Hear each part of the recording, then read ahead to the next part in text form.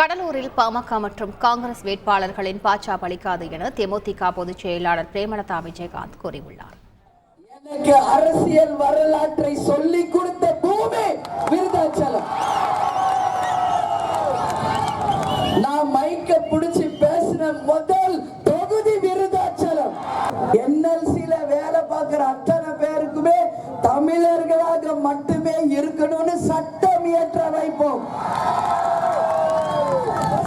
வடக்கத்தியர்கள் யாரும் இங்க வரக்கூடாது.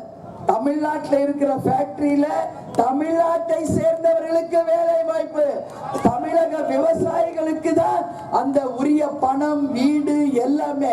ஒருத்தர் அன்புமணியுடைய மச்சான், இன்னொருத்தர் தங்கர் பச்சான்.